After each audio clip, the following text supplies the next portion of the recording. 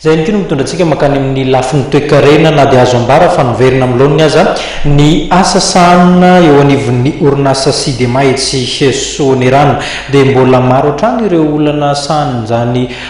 orinasa izany raha ny tatitra azo avy amin'ny tompony andraikitra ity orinasa ity nitsidika ary ny ainy olana ity orinasa ity ary ny ministra ny indostria ny fampandrosoana ny sehatra asa tsy miankina ary ny orinasa madinika. Nirotsaka mijery akaiky ny orinasa sidema etsy Soanerano, orinasa mpamokatra fitaovana ara-pambolena, ny ministry ny indostria, ny fampandrosoana ny sehatra tsy miankina ary ny orinasa madinika. Andriamatoa Jules Etienne. Tafiditra indrindra ao anatin'ny politika fanarenana ny sehatra ara-toe-karena izao vidinana nataon'ny ministera PIA izao.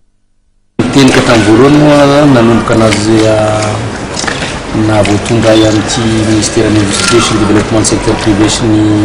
PME ity dia ny objectif-nay dia ny amelona ny orinasa zay orinasantsika zay maty. Ka misy an'izany ity orinasa sidema ity zay organisme rattaché ao amin'ny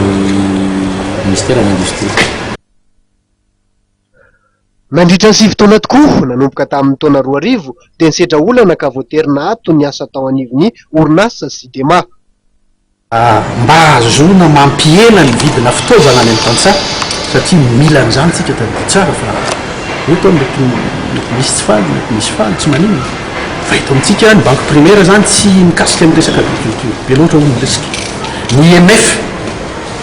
36% isa-taona ny zana-bola aiza misy firenena mampindrana vola tantsaha à un taux d'intérêt à 36% par an tsy mbola nahita an'izany ny olona aza ny tany mandroso subventionné na ohatra n'ireny en Europe misy le pax ny namany reny rehefa miresaka tamin'ny andrefa ministre dia hoe andao fa tabasy miara mitady partenaire tsika zany ny atao ary efa zay ny eritreretina hatramin'izay nametrahana ato anatiny ty enceinte misy antsika ty zany chaîne de montage na tracteur